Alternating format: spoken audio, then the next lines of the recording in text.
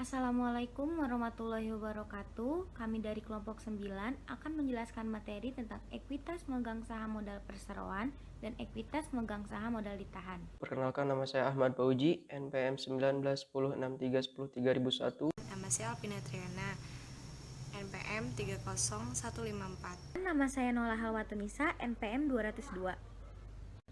Pengertian perseroan terbatas PT. Definisi otentik PT terdapat pada pasal 1 angka 1 Undang-Undang Nomor 40 Tahun 2007. Dari definisi tersebut dapat ditarik unsur-unsur yang melekat pada PT, yaitu yang pertama, PT adalah badan hukum, yang kedua, PT adalah aliansi modal, yang ketiga, didirikan berdasarkan kesepakatan, yang keempat, melakukan kegiatan bisnis, yang kelima, modal terdiri dari saham. Jadi, perseroan terbatas adalah organisasi bisnis yang termasuk badan hukum resmi yang dimiliki oleh minimal 2 orang dengan tanggung jawab yang hanya berlaku pada perusahaan tanpa melibatkan harta pribadi atau perseorangan yang ada di dalamnya. Karakteristik perseroan terbatas. Menurut Simanjuntak tahun 2010, berdasarkan pasal 1 angka 2 UPT, maka dapat dilihat bahwa karakteristik PT adalah sebagai berikut. Yang pertama, merupakan asosiasi modal. Yang kedua, kekayaan dan utang perseroan terpisah dari kekayaan dan utang pemilik pemegang saham. Yang ketiga, tanggung jawab pemegang saham terbatas pada modal yang disetorkannya. Yang keempat, pemegang saham tidak bertanggung jawab secara pribadi atas perikatan yang dibuat atas nama perseroan. Yang kelima, pemegang saham tidak bertanggung jawab atas kerugian perseroan melebihi nilai saham yang telah diambilnya dan tidak meliputi harta kekayaan pribadinya. Yang keenam, adanya pemisahan fungsi antara pemegang saham dan pengurus atau direksi. Yang ketujuh, mempunyai komisaris yang berfungsi sebagai pengawas.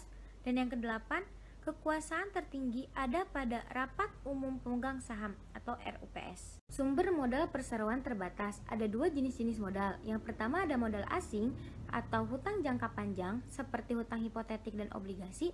Dan yang kedua ada modal sendiri seperti modal saham, cadangan, dan laba ditahan. Menurut Undang-Undang Nomor 40 Tahun 2007, modal perseroan terbatas terbagi atas 3 bagian. Yang pertama ada modal dasar. Modal dasar PT adalah jumlah maksimum saham yang diterbitkan perseroan sesuai anggaran dasar dan terdiri atas seluruh nilai nominal saham perseroan. Besarnya modal dasar perseroan menurut Undang-Undang Perseroan Terbatas atau UU PT minimal sebanyak 50 juta rupiah. Yang kedua ada modal ditempatkan. Modal ditempatkan adalah sebagian atau seluruh modal dasar yang telah ditentukan kepemilikannya dalam akte pendirian oleh masing-masing pemegang saham. Menurut UPT pasal 33, besarnya modal ditempatkan adalah minimal 25% dari modal dasar. Yang ketiga ada modal disetor.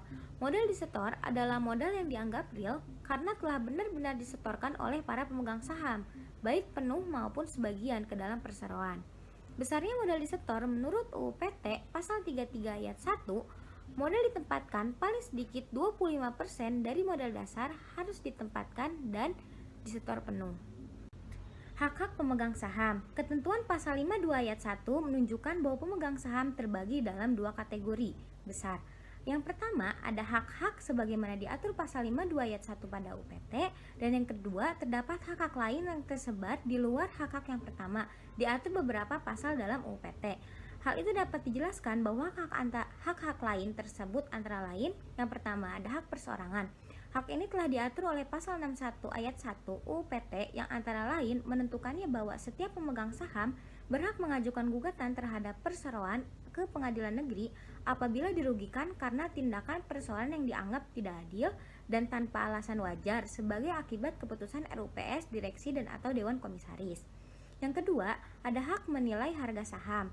Hak ini telah diatur dalam pasal 62 ayat 1 menentukan bahwa setiap pemegang saham berhak meminta kepada perseroan agar sahamnya dapat dibeli dengan harga yang wajar. Apabila yang bersangkutan tidak menyetujui tindakan perseroan yang merugikan pemegang saham atau perseroan berupa tindakan yang pertama, ada perubahan anggaran dasar.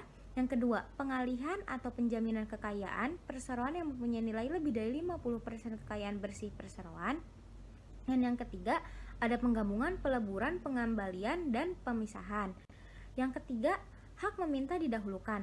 Hak ini telah diatur pada pasal 43 ayat 1 dan ayat 2 yang menentukan bahwa saham pertama saham dikeluarkan untuk penambahan modal harus terlebih dahulu ditawarkan kepada setiap pemegang saham seimbang dengan pemilik saham untuk klasifikasi saham yang sama. Yang kedua, dalam hal saham yang akan dikeluarkan untuk penambahan modal merupakan saham yang klasifikasinya belum pernah dikeluarkan. Yang berhak membeli terlebih dahulu adalah seluruh pemegang saham sesuai dengan perimbangan jumlah saham yang dimilikinya.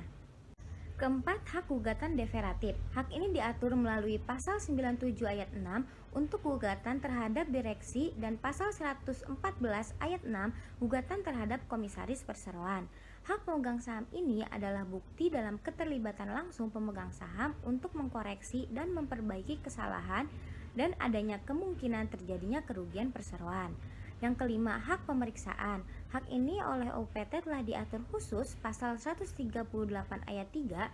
Melalui hak ini memungkinkan pemegang saham dapat mengetahui dengan jelas dan langsung permasalahan yang terjadi tentang perbuatan melawan hukum, sehingga dapat berusaha mencegah dan menekan kerugian yang akan dapat terus terjadi dalam internal perusahaan. Yang keenam, hak meminta mengadakan RUPS. Hak untuk mengadakan RUPS ini adalah dengan telah diatur pasal 79 ayat 2 pada UPT. Dengan hak ini, maka hak untuk menyelenggarakan RUPS tidak terbatas dari direksi, tetapi dapat juga dimintakan penyelenggaraannya oleh pemegang saham dengan jumlah kepemilikan saham tertentu. Artinya, pemegang saham tidak saja memiliki hak untuk mengeluarkan suara di dalam RUPS, tetapi pemegang saham juga dapat mengusulkan diadakannya RUPS dalam hal, misalnya, direksi tidak mengadakan RUPS tahunan sesuai dengan waktu yang telah ditentukan, atau masa jabatan pada anggota direksi dan atau anggota dewan komisaris telah berakhir. Ketujuh, hak meminta pembubaran perseroan. Hak ini telah diatur dalam UU PT pasal 144 ayat 1. Telah diaturnya hak ini juga menjadi dasar hukum bagi pemegang saham untuk membubarkan diri dengan harus persetujuan RUPS terlebih dahulu sebagai persetujuan bersama dari seluruh pemegang saham untuk menyetujui membubarkan diri dari usahanya. Kewajiban-kewajiban pemegang saham. Adapun kewajiban-kewajiban yang harus dijalankan para pemegang saham yaitu ada 3. Yang pertama, kewajiban dalam pengalihan saham. Mengalihkan saham yang dimiliki oleh pemegang saham merupakan hak dari pemegang saham yang bersangkutan. Ketentuan lain yang harus diperhatikan oleh pemegang saham adalah kewajiban pengalihan saham atas nama dengan mempergunakan akta pemindahan hak. Akta yang dimaksud dapat berupa akta di bawah tangan ataupun akta otentik. Yang kedua, kewajiban untuk mengalihkan saham jika pemegang saham kurang dari 2 orang.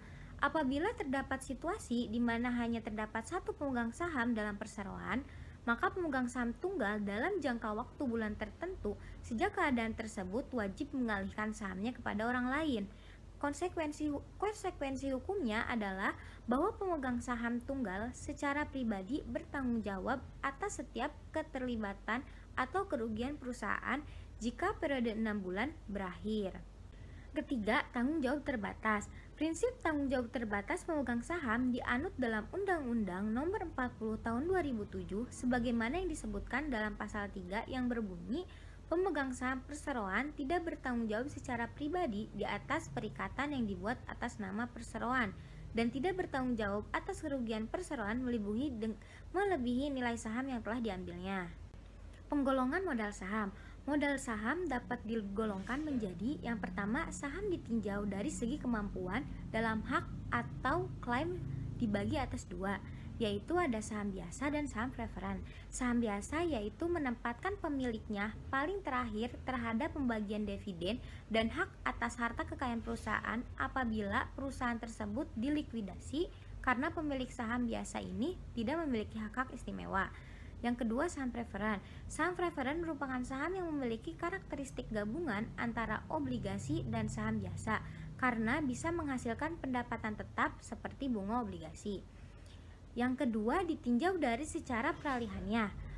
Ini terbagi menjadi 2. Ada saham atas unjuk, yaitu pada saham tersebut tidak tertulis nama pemiliknya. Agar mudah dipindah tangankan dari satu investor ke investor lainnya, secara hukum siapa yang memegang saham tersebut maka dialah yang diakui sebagai pemiliknya dan berhak untuk ikut hadir dalam RUPS. Dan yang kedua, saham atas nama. merupakan saham yang ditulis dengan jelas siapa nama pemiliknya, di mana cara peralihannya harus melalui prosedur tertentu. Penggolongan saham ditinjau dari kinerja perdagangan. Yang pertama ada blue chip stock, yaitu saham biasa dari suatu perusahaan yang memiliki reputasi tinggi sebagai leader di industri sejenis, memiliki pendapatan yang stabil, dan konsistensi dalam membayar dividen. Yang kedua ada income stock, saham dari suatu emiten yang memiliki kemampuan membayar dividen lebih tinggi dari rata-rata dividen yang dibayarkan pada tahun sebelumnya. Yang ketiga ada growth stock, yaitu ada dua, ada well known sama lesser known. Kalau well known itu saham-saham dari emiten yang memiliki pertumbuhan pendapatan yang tinggi sebagai leader di industri sejenis yang mempunyai reputasi tinggi. Yang lesser known itu saham dari emiten yang tidak sebagai leader dalam industri namun memiliki ciri growth stock. Umumnya saham ini berasal dari daerah dan kurang populer di kalangan emiten. Yang keempat ada speculative stock, saham suatu perusahaan yang tidak bisa secara konsisten memperoleh penghasilan dari tahun ke tahun, akan tetapi mempunyai kemungkinan penghasilan yang tinggi di masa mendatang, meskipun belum pasti. Yang kelima itu ada cyclical stock, yaitu saham yang tidak terpengaruh oleh kondisi ekonomi maupun situasi bisnis secara umum. Komponen utama ekuitas memegang saham. Dari segi terjadinya dan sumbernya, ekuitas memegang saham diklasifikasikan atas dasar dua komponen penting, yaitu yang pertama ada modal setoran dan kedua adalah laba ditahan. Modal setoran ini ada dua, yaitu ada modal yuridis dan ada modal setoran tambahan. Sedangkan modal bentukan atau laba ditahan itu ada 6. Yang pertama ada laba atau rugi, yang kedua ada dividen, yang ketiga ada rekapitulasi, yang keempat ada defisit, yang kelima ada koreksi, dan yang keenam ada perubahan akuntansi. Prosedur akuntansi penerbitan saham. Akuntansi untuk penerbitan saham itu yang pertama ada saham nilai pari. Penerbitan saham dengan nilai pari yaitu ada 3. Saham disetor atau saham biasa, memperlihatkan nilai dari pari saham terbitan perseroan. Yang kedua, ada modal disetor yang melebihi nilai pari atau tambahan modal disetor atau disebut juga dengan agio saham. Ini menunjukkan kelebihan atas nilai pari yang disetor oleh pemegang saham sebagai ganti saham yang diterbitkan. Kelebihan di atas nilai pari menjadi bagian modal disetor perusahaan. Yang ketiga ada diskonto atau disagio saham. Ini menunjukkan bahwa saham diterbitkan di bawah nilai pari. Pemegang saham yang diterbitkan di bawah nilai pari dapat diminta membayar jumlah diskonto jika diperlukan untuk melindungi kreditur dari kerugian bila perusahaan dilikuidasi.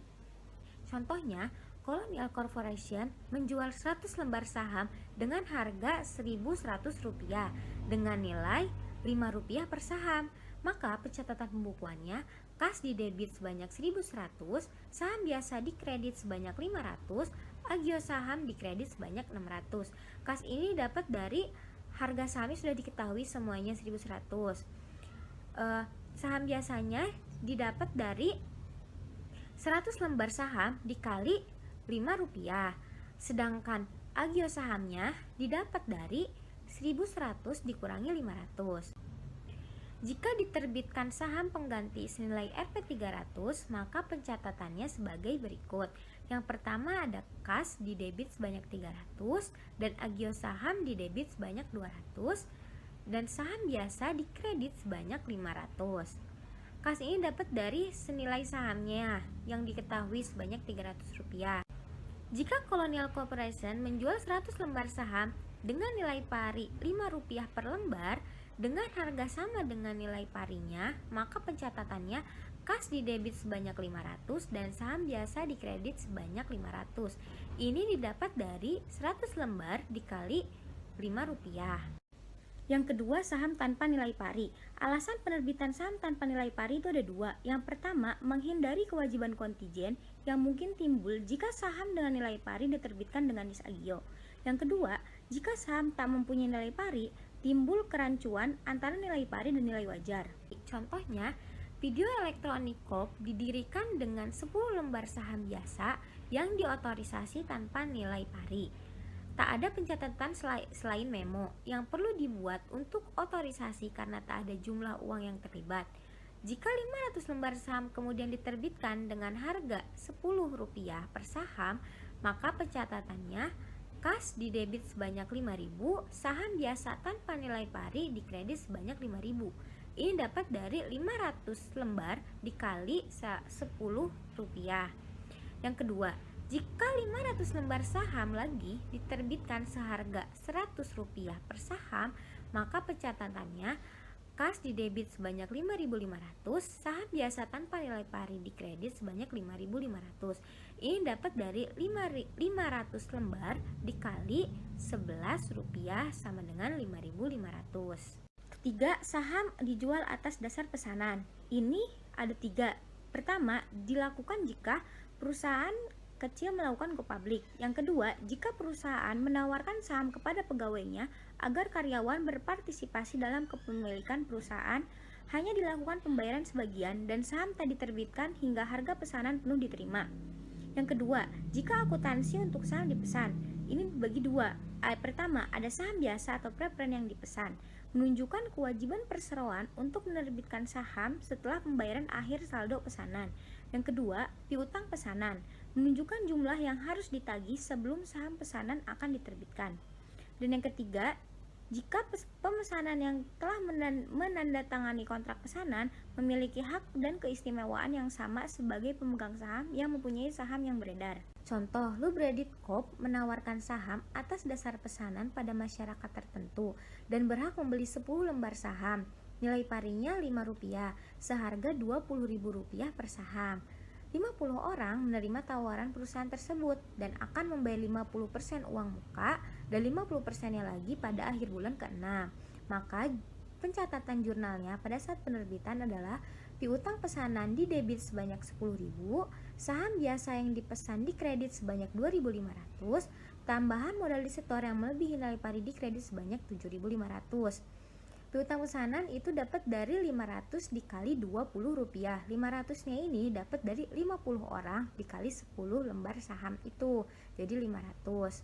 Saham biasa yang dipesan itu dapat dari 500 dikali 5 rupiah. Sedangkan tambahan modal disetor yang melebihi nilai pari didapat dari 10.000 dikurangi 2.500. Yang ketiga adalah jurnal untuk mencatat penerimaan angsuran pertama 50% dari total jumlah tempo saham yang dipesan. Maka kas 5.000, kas didebit 5.000, piutang pesanan dikredit 5.000. Ini dapat dari 10.000 dikali 50% untuk mencatat penerimaan angsuran akhir saham pesanan, yaitu kas didebit sebanyak 5.000, piutang pesanan dikredit sebanyak 5.000. Ini didapat dari 10.000 dikali 50% sama dengan 5.000. Dan yang terakhir, untuk mencatat penerbitan 500 lembar saham setelah penerimaan angsuran akhir dari pesanan, itu saham yang biasa dipesan didebit sebanyak 2.500 dan saham biasa dikredit sebanyak 2.500. Alasan pembelian saham tersuri. Saham tersuri adalah saham sendiri yang dibeli kembali dan disimpan atas nama perseroan dan tidak dihentikan peredarannya secara formal. Perlakuan saham tersuri ini, yang pertama, tidak boleh dianggap sebagai aktiva. Yang kedua, saham ini harus dilaporkan sebagai pengurang terhadap modal sendiri secara total. Yang ketiga, tidak mempunyai hak-hak seperti yang dimiliki oleh para pemegang saham perseroan seperti dividen atau hak suara. Yang keempat, modal resmi tidak akan terpengaruh oleh pembelian atau penerbitan kembali saham tersuri. Yang kelima, pembelian saham tersuri menurunkan jumlah saham yang beredar, sementara penerbitannya kembali akan menaikkan jumlah saham yang beredar, tapi modal resmi tidak berubah baik dengan adanya pembelian saham maupun penerbitan atau pengeluarannya kembali. Yang keenam, tidak ada pengakuan keuntungan atau kerugian yang timbul dengan adanya pembelian saham sendiri, penerbitan kembali atau perhentian peredaran saham tersuri untuk selamanya. Yang ketujuh, laba ditahan dapat berkurang dengan adanya transaksi saham tersuri, tapi tidak akan pernah bertambah dengan adanya transaksi seperti di atas. Pos-pos tambahan modal disetor. Tambahan modal disetor disajikan di neraca dengan menjumlahkan pos-pos berikut ini. Yang pertama ada agio saham. Pos ini merupakan kelebihan setoran pemegang saham di atas nilai nominal. Yang kedua ada biaya emisi efek ekuitas. Pos ini merupakan biaya yang berkaitan dengan penerbitan efek ekuitas perusahaan. Yang ketiga ada selisih modal dari perolehan kembali saham. Pos ini merupakan selisih antara jumlah yang dibayarkan pada saat perolehan kembali saham dengan yang pertama, ada jumlah yang diterima pada saat pengeluaran saham jika menggunakan cost method. Yang kedua, nilai nominal atau par value jika menggunakan par value method. Yang keempat, modal sumbangan. Pos ini merupakan modal yang berasal dari sumbangan yang diperoleh perusahaan dari pemerintah, pemegang saham, dan atau hak lain. Yang kelima, selisih kurs atau modal disetor. Pos ini merupakan selisih kurs mata uang asing yang timbul sehubungan dengan transaksi modal. Yang keenam, modal disetor lainnya antara lain merupakan yang pertama, kelebihan setoran modal di atas modal dasar atau modal ditempatkan. Yang kedua, dalam hal penawaran umum dan hak memesan efek terlebih dahulu, uang muka pemesanan saham disajikan sebagai modal disetor lainnya. Dan yang ketiga, saham waran pisah yang belum dan tidak dilaksanakan. Nah, selanjutnya itu ada saham preferen. Apa sih saham preferen? Saham preferen adalah suatu surat berharga yang dijual oleh suatu perusahaan dengan menunjukkan nilai nominal seperti rupiah, dolar, yen, dan sebagainya yang dapat memberikan pengembangannya berupa pendapatan yang tetap dalam bentuk dividen yang akan diterima tiap kuartal atau 3 bulan. Pemegang saham preferen akan memperoleh dividen terlebih dahulu dan memiliki hak suara yang lebih dibandingkan dengan pemegang saham biasa. Contohnya itu seperti hak suara dalam pemilihan direksi. Umumnya saham preferen memiliki karakteristik di antaranya itu ya ada 4. Yang pertama, saham preferen kumulatif. Saham preferen kumulatif, dividen yang tidak dibayar dalam suatu tahun harus dibayar dalam tahun berikutnya sebelum laba dapat dibagikan kepada pemegang saham biasa. Yang kedua yaitu ada saham preferen partisipasi, di mana pemegang saham preferen partisipasi membagi rata dengan pemegang saham biasa setiap pembagian laba di luar tingkat yang ditentukan. Yang ketiga yaitu ada saham preferen convertible, di mana pemegang saham dapat menurut opsinya menukar saham preferen menjadi saham biasa pada rasio yang telah ditentukan sebelumnya.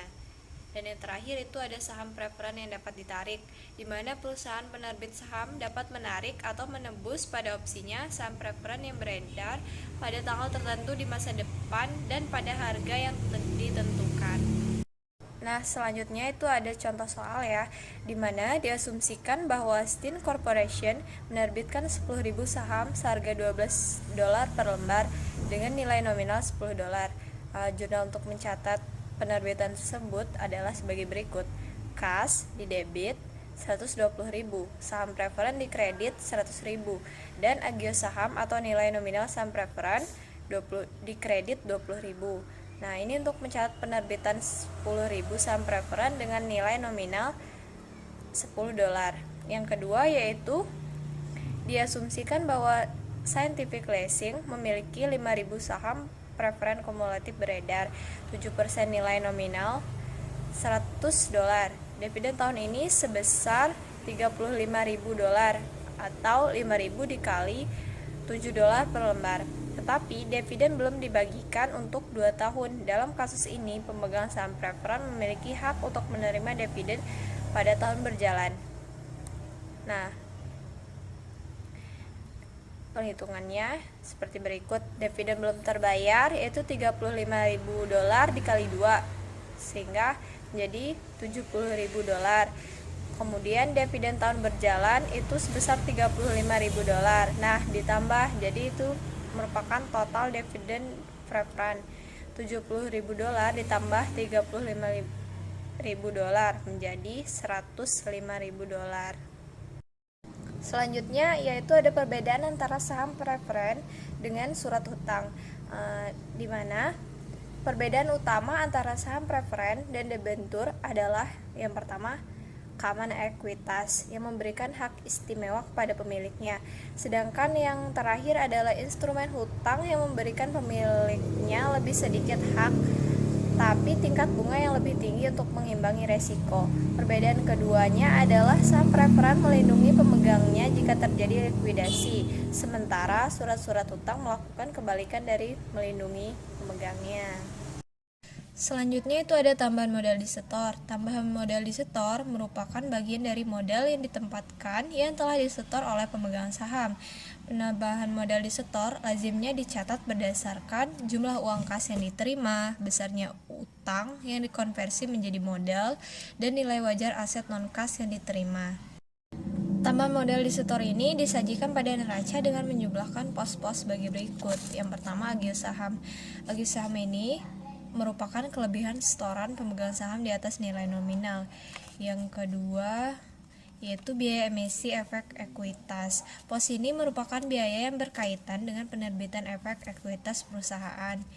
Yang ketiga yaitu ada selisih modal dari perolehan kembali saham.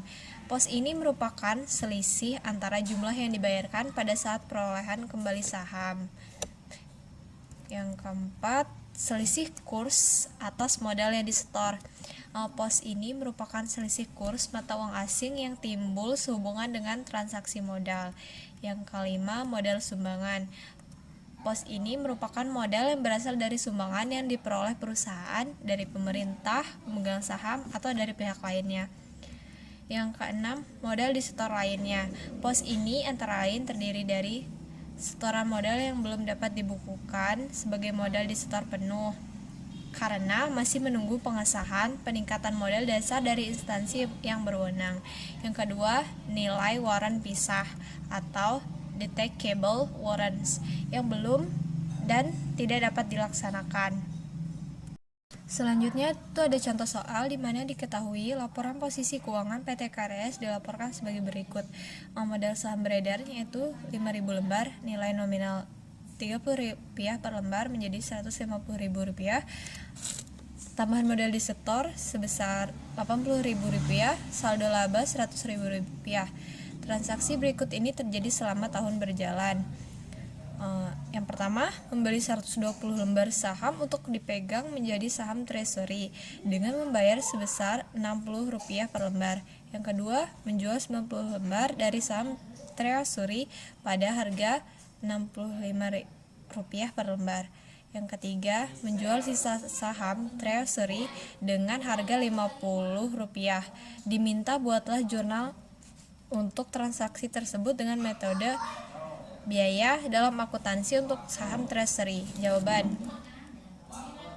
modal saham beredar 5.000 lembar, nilai nominalnya itu Rp30 per lembar, jadi Rp150.000. Tambah modal setor Rp80.000, saldo labanya Rp100.000. Jurnal tiap transaksi menggunakan metode biaya. Yang pertama, membeli saham 120 lembar, nilai wajarnya itu Rp60 per lembar. Jadi jurnalnya di kredit saham treasury-nya 7.200. Kemudian di kredit kasnya 7.200. Yang kedua, menjual saham 90 lembar, nilai wajarnya Rp65 per lembar. Di debit kas Rp5.850, di kredit saham treasury Rp5.400 dan agio saham treasury Rp450. Yang ketiga, menjual sisa saham treasury dengan nilai wajar 50 per lembar, maka jurnalnya kas di debit 1.500. Kemudian agio sahamnya juga di debit Rp300. Kemudian saham treasury-nya di kredit Rp1.800. Selanjutnya ada laba ditahan atau return earnings.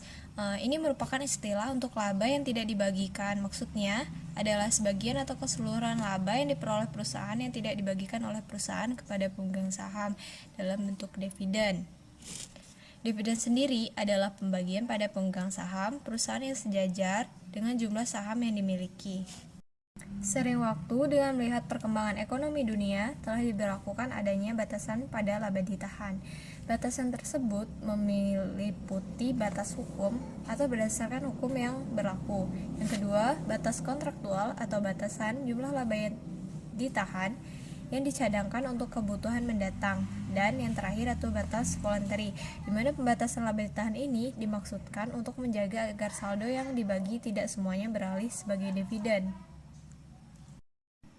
Berikutnya ada tujuan dilakukannya penahanan laba. Laba ditahan bukan tanpa sebab dan tujuan, tetapi ada kedaruratan tertentu yang membuat suatu pemilik saham sepakat laba yang menjadi hak mereka tidak dulu diberikan. Berikut tujuan-tujuan yang dimaksud. Yang pertama yaitu sebagai modal usaha lanjutan, di mana tujuan pertama ini adalah sebagai modal usaha lanjutan. Maksudnya laba tersebut diputar kembali menjadi modal untuk usaha. Yang kedua, untuk membayar utang perusahaan, di mana sistem laporan laba ini dilakukan untuk tujuan membayar utang yang dilakukan perusahaan. Yang tiga, untuk modal pengembangan usaha atau bisnis. Jika menemukan strategi yang bagus untuk mengembangkan usaha tetapi terkendala dengan modal, maka sistem laba ditahan kadang diperlukan. Yang keempat, itu sebagai modal cadangan, di mana laba ditahan diberlakukan dengan tujuan untuk menambah modal cadangan. Ini terjadi apabila stok finansial perusahaan sangat tipis, yang apabila laba masih harus dibagi-bagi, produksi selanjutnya bakal terganggu. Kemudian yang kelima ada sebagai investasi lanjutan. Terkadang laba ditahan tidak atas keinginan pemilik perusahaan maupun pemilik saham tertinggi, tapi memang keinginan sebagian besar pemodal di perusahaan tersebut. Tujuannya adalah untuk diinvestasikan kembali dalam bentuk saham lanjutan. Selanjutnya ini ada contoh soal. Pada tanggal 18 Desember 2010, Dewan Komisaris PT Cendrawasih mengumumkan dividen saham sebesar 8% atas 100.000 lembar saham biasa yang beredar dengan nilai par Rp1.440 per lembar. Harga pasar saham pada saat dividen diumumkan adalah Rp1.620 per lembar. Dividen saham ini baru akan dibagikan kepada para pemegang saham pada tanggal 18 Januari 2011. Nah, diminta buatlah jurnal pencatatan sampai dividen saham dibagikan. Penyelesaiannya seperti ini. Tanggal 18 Desember 2010-nya jurnal pencatatan dividen saham yang akan dibagikan yaitu dividen saham didebit Rp12.960.000 dan utang dividen itu dikredit Rp11.520.000 serta modal disetor dalam kelebihan di atas nilai par biasa dikredit Rp1.440.000. Kemudian perhitungannya didapat dari, ini dividen saham 8% kali 100.000 kali 1.620, hasilnya itu 12.960.000. Dividen saham yang dapat dibagikan 8% kali 100.000 kali 1.440 menjadi 11.520.000. Kemudian kelebihan harga terbit di atas nilai par itu 8% kali 100.000 kali 1.620 dikurangi 1.440 menjadi 1.440. Jurnal pada tanggal 31 Desember 2010-nya laba ditahan di debit 12.960.000 serta dividen saham dikredit 12.960.000. Untuk tanggal 18 Januari 2011-nya jurnal pada saat pembagian dividen saham yang dapat dibagikan di debit Rp11.520.000 serta saham biasa dikredit Rp11.520.000. Pengertian kebijakan dividen menurut Agus Sartono. Kebijakan dividen adalah keputusan apakah laba yang diperoleh perusahaan akan dibagikan kepada pemegang saham sebagai dividen atau akan ditahan dalam bentuk laba ditahan guna pembiayaan investasi di masa datang. Apabila perusahaan memilih untuk membagikan laba sebagai dividen, maka akan mengurangi laba yang ditahan dan selanjutnya mengurangi total sumber dana intern. Sebaliknya, jika perusahaan memilih untuk menahan laba yang diperoleh, maka kemampuan pembentukan dana intern akan semakin besar. Selanjutnya, faktor-faktor yang mempengaruhi kebijakan dividen. Yang pertama, posisi likuiditas perusahaan. Likuiditas perusahaan sangat besar pengaruhnya terhadap investasi perusahaan dan kebijakan pemenuhan kebutuhan dana. Dividen bagi perusahaan merupakan kas keluar, maka semakin besar posisi kas dan likuiditas perusahaan secara keseluruhan, maka akan semakin besar kemampuan perusahaan untuk membayar dividen. Yang kedua, kebutuhan dana untuk membayar hutang. Apabila perusahaan mengambil hutang untuk membiayai ekspansi atau untuk mengganti jenis pembiayaan yang lain, perusahaan tersebut menghadapi dua pilihan, yaitu perusahaan membiayai hutang itu pada saat jatuh tempo atau mengganti dengan jenis surat berharga yang lain. Yang ketiga, kemampuan untuk meminjam. Apabila perusahaan mempunyai kemampuan yang tinggi untuk mendapatkan pinjaman, hal ini juga merupakan fleksibilitas keuangan yang tinggi sehingga kemampuan untuk membayar dividen juga tinggi. Jika perusahaan memerlukan pendanaan melalui hutang, manajemen tidak perlu mengkhawatirkan pengaruh dividen kas terhadap likuiditas perusahaan. Yang keempat, pembatasan dalam perjanjian hutang. Pembatasan digunakan oleh para kreditur untuk menjaga kemampuan perusahaan tersebut membayar hutangnya. Yang kelima, tingkat ekspansi aktiva. Semakin cepat suatu perusahaan berkembang, semakin besar kebutuhannya untuk membiayai ekspansi aktivanya. Perusahaan cenderung untuk menahan laba daripada membayarkannya dalam bentuk dividen.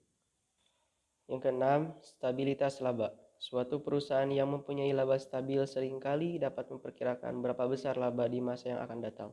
Perusahaan seperti ini biasanya cenderung membayarkan dividen payout ratio yang tinggi daripada perusahaan yang labanya berfluktuasi. Dividen yang lebih rendah akan lebih mudah untuk dibayarkan apabila laba menurun pada masa yang akan datang. Yang ketujuh, tingkat pertumbuhan perusahaan. Makin cepat tingkat pertumbuhan suatu perusahaan, makin besar kebutuhan akan dana untuk membiayai pertumbuhan perusahaan tersebut. Makin besar kebutuhan dana untuk waktu mendatang untuk membiayai pertumbuhannya, perusahaan tersebut biasanya lebih senang untuk menahan pendapatannya daripada dibayarkan dividen kepada para pemegang saham dengan mengingat batasan-batasan biayanya. Yang kedelapan, keadaan pemegang saham. Jika perusahaan itu kepemilikan sahamnya relatif tertutup, manajemen biasanya mengetahui dividen yang diharapkan oleh pemegang saham dan dapat bertindak dengan tepat. Jika hampir semua pemegang saham berada dalam golongan high tax dan lebih suka memperoleh capital gains, maka perusahaan dapat mempertahankan dividen payout ratio yang rendah. Dengan dividen payout ratio yang rendah, tentunya akan diperkirakan apakah perusahaan akan menahan laba untuk kesempatan investasi yang profitable. Yang kesembilan, pembatasan hukum. Pembatasan hukum tertentu bisa membatasi sejumlah dividen yang bisa dibayarkan perusahaan. Menurut Arthur J. Cohn, menyatakan bahwa pembatasan hukum yaitu pembatasan menurut undang-undang dapat menghalangi perusahaan dalam membayarkan dividen. Yang terakhir, yang 10, pengawasan terhadap perusahaan. Ada perusahaan yang mempunyai kebijakan hanya membiayai ekspansinya dengan dana yang berasal dari sumber intern saja. Kebijakan tersebut dijalankan atas dasar pertimbangan bahwa kalau ekspansi dibiayai dengan dana yang berasal dari hasil penjualan saham baru, maka akan melemahkan kontrol dari kelompok dominan di dalam perusahaan. Demikian pula kalau membiayai ekspansi dengan uang dan memperkirakan risiko finansialnya, mempercayakan pada pembelanjaan intern dalam usaha mempertahankan kontrol terhadap perusahaan berarti mengurangi dividen payout ratio. Selanjutnya, bentuk-bentuk kebijakan dividen. Yang pertama, kebijakan dividen yang stabil. Kebijakan dividen yang stabil yakni jumlah pembayaran dividen itu sama besarnya dari tahun ke tahun. Salah satu alasan mengapa suatu perusahaan itu menjalankan kebijakan dividen yang stabil adalah untuk memelihara kesan para investor kepada perusahaan tersebut. Sebab apabila suatu perusahaan menerapkan kebijakan dividen yang stabil, berarti perusahaan tersebut yakin bahwa pendapatan bersihnya juga stabil dari tahun ke tahun, meskipun perusahaan mengalami kerugian. Yang kedua, kebijakan dividen dengan penetapan jumlah dividen minimal plus jumlah ekstra tertentu. Kebijakan ini menetapkan jumlah rupiah minimal dividen per lembar saham tiap tahunnya. Dalam keadaan keuangan yang lebih baik, perusahaan akan membayarkan dividen ekstra di atas jumlah minimal tersebut. Yang ketiga, kebijakan dividen yang tetap. Hal ini jumlah dividen akan berubah-ubah sesuai dengan jumlah laba bersih, tetapi rasio antara dividen dan laba ditahan adalah tetap. Dividen yang dibayarkan berfluktuasi tergantung besarnya keuntungan bagi perusahaan pemegang saham. Yang keempat, kebijakan dividen yang fleksibel. Kebijakan dividen yang terakhir adalah penetapan dividen payout ratio yang fleksibel, yang besarnya setiap tahun disesuaikan dengan posisi finansial dan kebijakan finansial dari perusahaan yang bersangkutan. Bentuk-bentuk pembagian dividen. Dividen dalam bentuk tunai atau cash dividen. Dividen tunai ini dibagikan oleh perusahaan dalam bentuk uang tunai. Adapun pengertian dividen tunai adalah sumber dari arus kas untuk memegang saham yang memberikan informasi tentang kinerja perusahaan saat ini dan akan datang. Sebagai contoh, PT ROS memiliki saham beredar sebanyak 100.000 lembar dengan nilai par Rp1.000 per lembar. Pada tanggal 20 Februari 2007, perusahaan mengumumkan dividen sebesar Rp100 per lembar dan akan dibagikan pada tanggal 11 April 2007. Jurnal pada saat pengumuman dividen. Laba ditahan berada di debit sebesar Rp10 juta dan hutang dividen di kredit Rp10 juta. Jurnal pada saat pembayaran dividen. Hutang dividen berada di debit sebesar Rp10 juta dan kas di kredit sebesar Rp10 juta. Yang kedua, dividen dalam bentuk aktivitas selain kas atau properti dividen. Dividen yang dibagikan pada umumnya berupa barang, baik itu dalam bentuk barang dagang, real estate, atau investasi. Besarnya dividen diakui sebesar harga pasar aktiva atau investasi yang akan diserahkan. Jika terdapat perbedaan harga perolehan aktiva dengan harga pasar, aktiva atau investasi akan diakui sebagai keuntungan atau kerugian. Sebagai contoh, PT Mulia memiliki saham beredar sebanyak 10.000 lembar dengan nilai par Rp1.000 per lembar. Pada tanggal 21 Februari 2007, perusahaan mengumumkan dividen dalam bentuk surat berharga. Harga perolehan surat berharga sebesar Rp200 per lembar, sedangkan harga pasar surat berharga pada saat diumumkan dan ketika pembagian dividen 30 Maret 2007 adalah Rp230 per lembar. Dividen dalam bentuk surat berharga diberikan kepada pemegang saham sebanyak 1 lembar untuk setiap 1 lembar saham. Jurnal pada tanggal 21 Februari 2007. Surat berharga dalam bentuk investasi berada di debit sebesar Rp300.000 dan keuntungan atas surat berharga di kredit sebesar Rp300.000.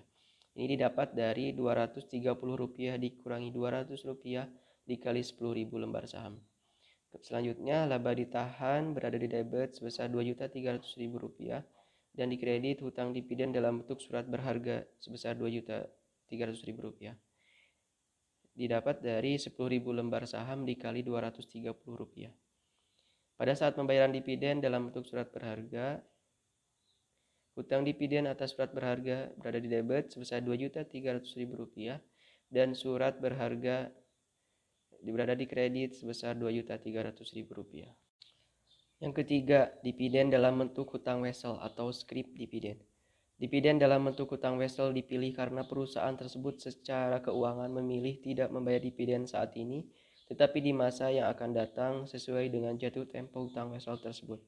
Sebagai contoh, PT X memiliki saham yang beredar sebanyak 10.000 lembar dengan nilai par Rp1.000 per lembar. Pada tanggal 28 Februari 2007, perusahaan mengumumkan dividen sebesar Rp200 per lembar saham dalam bentuk hutang wesel yang akan dibayarkan pada tanggal 31 Juli 2007 dengan bunga 12% per tahun. Jurnal pada saat pengumuman. Laba ditahan berada di debit sebesar Rp2 juta dan surat hutang wesel atas saham di kredit sebesar Rp2 juta. Ini didapat dari 10.000 lembar saham dikali Rp200 dan pada saat pembayaran atau jatuh tempo hutang wesel, surat hutang wesel atas saham berada di debit sebesar Rp2 juta, beban bunga atau interest expense di debit sebesar Rp100.000 dan kas di kredit sebesar Rp2.100.000. Ini didapat dari 12% dikali 5/12 dikali Rp2 juta. Yang keempat, dividen likuidasi atau liquidating dividends. Dividen likuidasi diberikan pada dasarnya bukan karena adanya laba yang akan dibagi, tetapi ditujukan untuk pembayaran kembali modal yang disetor. Dengan demikian, dividen yang dibagikan akan mengurangi perkiraan atau paid-in capital, premium atau agio saham. Contoh, PT X membagikan dividen sebesar Rp2 juta, di mana Rp800.000 diantaranya merupakan dividen atas laba, sedangkan sisanya merupakan pengembalian modal. Jurnal saat pengumuman, laba ditahan sebesar Rp800.000 di debit, modal disetor sebesar Rp1.200.000 di debit, dan hutang dividen di kredit sebesar Rp2 juta. Kemudian pada saat pembayaran, Di hutang dividen di debit sebesar 2 juta rupiah dan kas berada di kredit sebesar 2 juta rupiah. Yang kelima, dividen dalam bentuk saham sendiri atau stock dividends. Pembagian dividen dalam bentuk saham, perusahaan akan memperoleh manfaat yang ganda, yaitu dividen tetap akan dibagikan tanpa mengurangi aktiva perusahaan, sekaligus dapat menaikkan modal dan saham beredar. Nilai saham yang dibagikan dicatat sebesar nilai wajar dari saham bersangkutan. Sebagai contoh, dari jumlah saham yang beredar sebanyak 10.000 lembar saham, perusahaan membagi dividen sebanyak 10% dari saham beredar. Nilai par saham Rp1.000, sedangkan harga pasar per lembar saham pada saat pengumuman adalah Rp1.400 per lembar saham. Jurnal pada saat pengumuman, laba ditahan di debit sebesar Rp1.400.000, dividen atas saham yang dibagikan di kredit sebesar Rp1 juta, agio saham di kredit sebesar Rp400.000. Dan pada saat pembayaran dividen atas saham yang dibagikan sebesar Rp1 juta berada di debit dan saham biasa di kredit sebesar Rp1 juta. Selanjutnya, ekuitas pemegang saham. Ekuitas pemegang saham adalah utang perseroan terhadap para pemegang saham. Oleh sebab itu, ekuitas pemegang saham dapat juga dipandang sebagai gambaran hubungan yuridis antara perseroan dan pemegang saham. Demikian dari persoalan tersebut, bagaimana pelaporan informasi dan menyajikan informasi elemen ini agar hubungan dan tanggung jawab yuridis dapat dipertahankan. Pelaporan informasi ini bertujuan dapat menyediakan informasi kepada pihak yang berkepentingan yang berkaitan dengan efisiensi dan kepengurusan manajemen. Tujuan lain dari pelaporan ini juga merupakan tanggung jawab dari yuridis agar tujuan tersebut terpenuhi. Yang berkaitan dengan ekuitas dari pemegang saham ialah sumber ekuitas, pembatasan pembagian dividen, dan likuidasi. Adapun unsur-unsur yang dapat diklasifikasikan dalam neraca ekuitas pemegang saham antara lain yang pertama modal disetor, kedua tambahan modal disetor, tiga saldo laba atau laba ditahan, yang keempat cadangan umum, atau yang kelima cadangan tujuan yang disajikan dalam pos-pos terpisah. Yang pertama, modal dasar. Modal dasar merupakan seluruh nilai nominal saham yang sesuai dengan anggaran dasar. Modal disetor merupakan modal yang telah efektif diterima perusahaan sebesar nilai nominal. Modal disetor adalah bagian dari modal yang ditempatkan dan telah disetor penuh oleh pemegang saham. Dalam penyajiannya, modal dalam neraca harus dilakukan sesuai dengan ketentuan pada anggaran dasar perusahaan dan peraturan yang berlaku serta menggambarkan adapun hubungan keuangan yang ada. Modal dasar, modal ditempatkan, modal disetor, nilai nominal, dan banyaknya saham untuk setiap jenis saham harus dinyatakan dalam neraca. Saham yang dikeluarkan dapat berupa saham utama atau saham biasa. Yang kedua, dana setoran modal atau tambahan modal. Dana setoran modal adalah dana yang secara efektif telah disetor penuh oleh pemegang saham atau calon pemegang saham dalam rangka penambahan modal, tetapi belum memenuhi aspek legalitas dan kelengkapan persyaratan untuk digolongkan sebagai modal disetor. Untuk dapat diperhitungkan sebagai dana setoran modal, maka dana tersebut harus ditempatkan pada rekening khusus dan tidak boleh ditarik kembali oleh pemegang saham. Yang ketiga, surplus revaluasi aset tetap.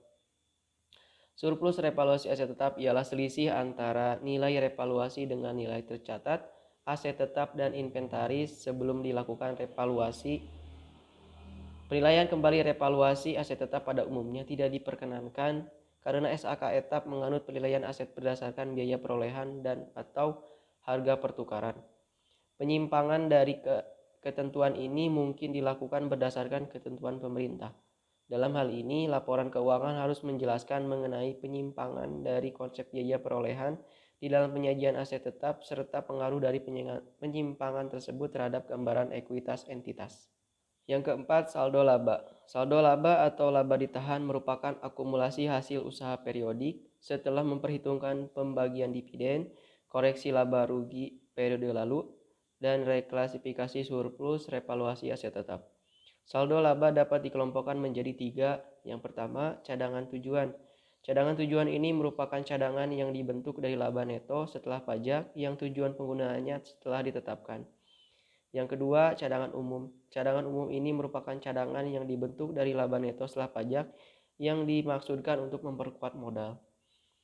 Yang terakhir, saldo laba yang belum ditentukan tujuannya. Saldo laba yang belum ditentukan tujuannya ini ada dua, yaitu laba rugi periode lalu yang belum ditetapkan penggunaannya, dan yang kedua, laba rugi periode tahun berjalan. Itulah beberapa aspek atau klasifikasi yang ada di neraca laporan ekuitas pemegang saham.